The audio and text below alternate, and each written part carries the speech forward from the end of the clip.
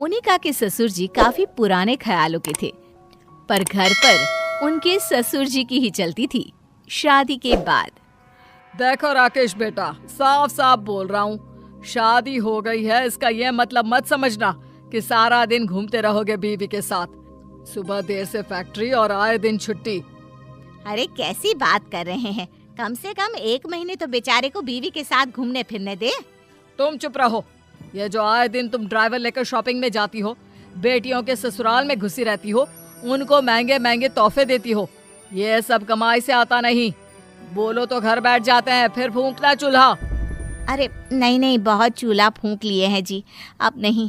अब तो जो जिंदगी जी रहे हैं उसी की आदत हो गई है। तो मुंह बंद रखना, समझी?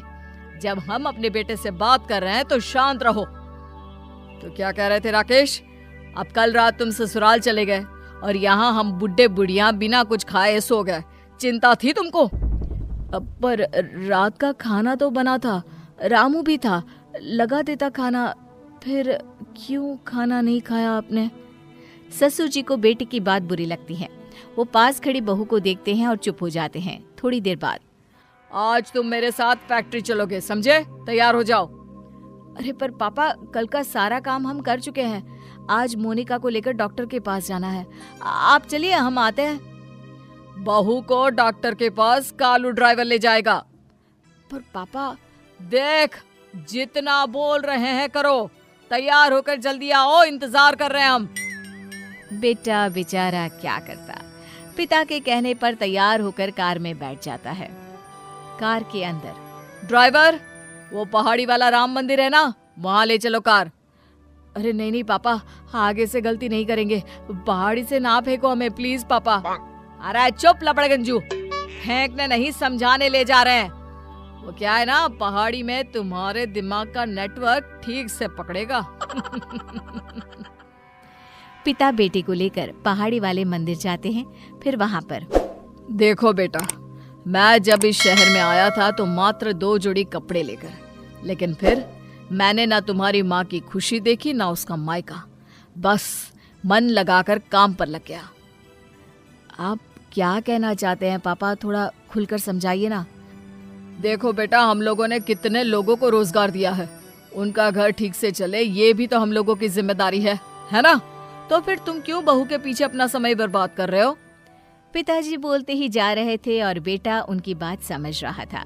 कई घंटों की बातचीत के बाद, आप सही बोल रहे हैं पिताजी, ये औरतें हमें तभी तक पूछेंगी जब तक हम इन लोगों को सुख सुविधा दे रहे हैं। पिताजी, मैं कसम खाता हूँ, मैं ना मोनिका के घर जाऊंगा, ना ही उसकी कोई भी बात सुनूंगा। पिताजी मन ही मन खुश हो जाते हैं। फिर अगले दिन, सुनो राकेश, वो कल जरा मीना के घर जाना है, ले चलोगे ना? देखो मोनिका, इस घर में सारा दिन कोई ना कोई आता रहता है। अगर तुम चली गई तो उन लोगों के चाय, नाश्ते, उठने बैठने का इंतजाम कौन करेगा? अरे उसके लिए तो नौकर है ना, और कौन सा वो लोग तुम्हारे रिश्तेदार हैं? अरे बिजनेस के सिलसिले में आते जाते हैं। वैसे भी तुम लोगों के घर का तो रिवाज है ना कि बहू मेहमानों के सामने बाहर नहीं निकलती। देखो राकेश, मैं बंद कर नहीं रह सकती हूँ। शादी से पहले हम कितना घुमा फिरा करते थे। वो पहले की बात थी, अब मेरे पर जिम्मेदारी है, बिजनेस देखना है। सारा दिन तुम्हारे साथ घूमूंगा तो काम पर कब जाऊंगा? राकेश अब मोनिका से बात भी कम करता था। एक सुबह, अरे राकेश तुम कब आए? रात में भी अब घर पर नहीं रहते, मैं नाश्ता लेकर आती हूँ। अरे रहने दो, मैंने बाहर पूरी सब्जी खा ली थी, अब नींद आ रही है। 2 घंटे बाद उठा देना, फैक्ट्री जाना है। वो तो ठीक है, लेकिन रात भर काम किया है, ऐसे में सिर्फ 2 घंटे की नींद? तभी वहाँ ससुर जी आ जाते हैं। बहू, राकेश के लिए काम ज्यादा जरूरी है, उसे काम पर जाने से मत रोको। और हाँ बहू, अब से वो तुम्हारे साथ कहीं नहीं जा पाएगा। तुमको जहाँ जाना हो ड्राइवर और कार खड़ी है, चली जाना। ससुर जी के जाने के बाद मोनिका रोने लगती है। क्या हो गया, रो क्यों रही हो? मेरी मौसी की बेटी की शादी है कल, तुम नहीं चलोगे? देखो, रोना बंद करो, चलूंगा मैं। अगली शाम राकेश ऑफिस में, पिताजी, वो मोनिका के घर पर शादी है, मेरा उसके साथ जाना जरूरी है। देखो बेटा जाओ, लेकिन एक क्लाइंट आ रहे थे। मुझे तो चक्कर आ रहा है, लेकिन तुमको जाना है तो जाओ, मैं रुक जाता हूँ। अरे कैसी बात कर रहे हैं पिताजी, आप घर पर जाइए, मैं हूं ना। वैसे भी शादी तो रात भर चलती है। पिताजी चले जाते हैं, लेकिन घंटों के बाद भी कोई भी क्लाइंट ऑफिस नहीं आता। इधर घर पर मोनिका शादी में जाने के लिए तैयार बैठी होती है।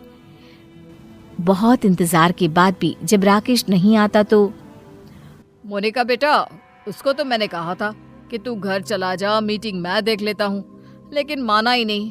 एक काम करो, तुम ड्राइवर लेकर चली जाओ। मोनिका अपनी माँ को फोन करती है। अरे नहीं नहीं मोनिका, शादी के बाद अकेले आना अच्छा नहीं लगता, तुम रहने दो। मैं बोल दूंगी कि तुम्हारी सास की तबीयत ठीक नहीं थी। मोनिका कपड़े बदलकर सोने चली जाती है। सुबह उठती है तो राकेश कुर्सी पर सो रहा होता है। मोनिका उसे उठाने की कोशिश करती है, लेकिन उसका तो शरीर गर्म होता है। अरे इन्हें तो बुखार है, मैं अभी डॉक्टर को बुलाती हूँ। क्या हो गया राकेश को? तैयार होकर आया नहीं अभी तक?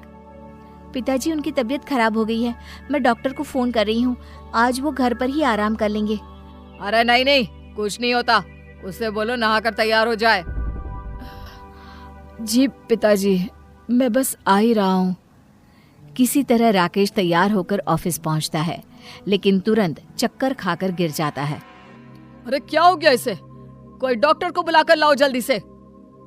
ये क्या, आपका बेटा तो बुरी तरह से थका हुआ है, इसे तो रिलैक्स होने की जरूरत है। क्या बात है, ये काम इतना ज्यादा कर रहा है कि नींद भी पूरी नहीं हो रही है। अब जी हाँ, अब क्या कर सकते हैं? अरे क्या कर सकते हैं मतलब, नई नई शादी हुई है तो बहू और बेटे को बाहर भेज दो, थोड़ा माहौल बदलेगा तो आराम भी मिल जाएगा। आखिर इकलौता बेटा है आपका, क्यों इसकी जिंदगी से खेल रहे हैं? जी डॉक्टर साहब, समझ गया मैं। घर आकर, अरे बहू पैकिंग कर ले तू, और राकेश 10 दिन के लिए अमेरिका जा रहे हो घूमने के लिए। मोनिका को तो कान पर विश्वास ही नहीं होता। पर पिताजी काम? हाँ बेटा, काम तो होता रहता है। अब तो हम लोगों का काम सेटल हो गया है, छोटे मोटे काम के लिए तो मैं हूं ही, बाकी 10 दिनों में तुम लोग वापस आ भी जाओगे। अपना ख्याल रखना, और हो सके तो मुझे माफ कर देना।